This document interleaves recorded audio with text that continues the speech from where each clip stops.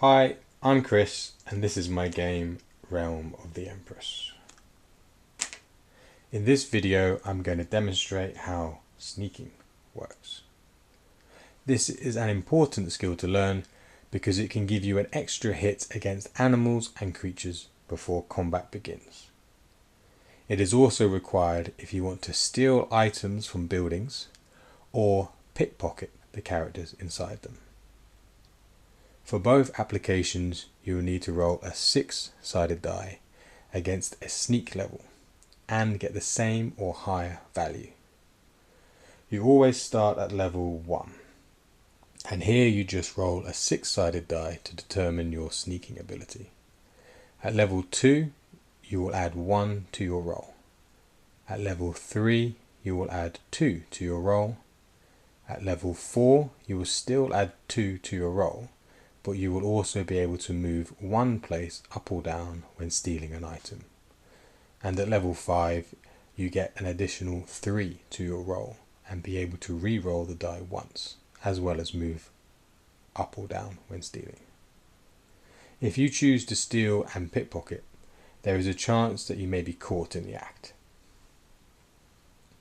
If you are caught, you must roll a 6-sided die to see what the outcome is.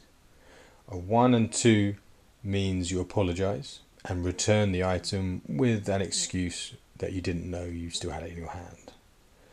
A 3 to 5 means that you must return the item and the excuse doesn't work, so you cannot use that shop for 1 day. And a 6 means that you are fined 50 gold.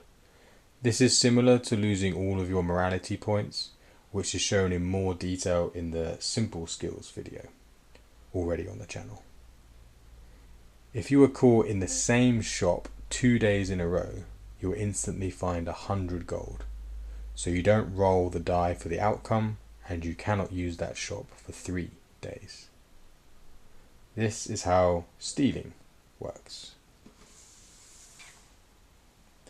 When you enter a building, you take the corresponding card or cards from the building's deck. The interior is on a grid and there are different icons that you can interact with. This is the shop icon, so you have to be here to access the items for sale or to sell something. T is for table, X is for box, S is for safe, D is for drawer, and C is for cabinet. They each have different items that you can steal from and different sneak levels. You will start from the square in front of the door and the character or characters from their starting locations on the card. Both you and the characters inside will move 1 square each, alternating turns. If there are multiple characters in the building, then they must all have moved before your next move.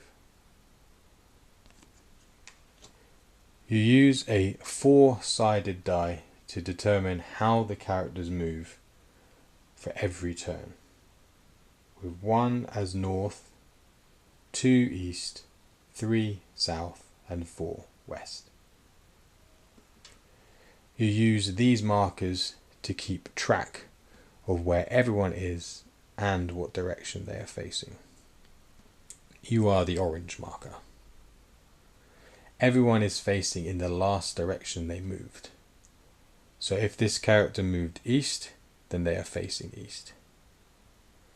If you want to steal something, you must be at least 2 squares away from any character and make sure none of the characters have line of sight to you. Line of sight means that they cannot be facing in your direction unless they are blocked by either another character or by an object in the building with an outline around it, like the cabinet here. Your attempt to steal counts as 1 turn, so the characters will move before you have a chance to move away. You will be caught if any character moves fewer than 2 squares away from you, or has line of sight of you. Each attempt to steal costs 1 morality point.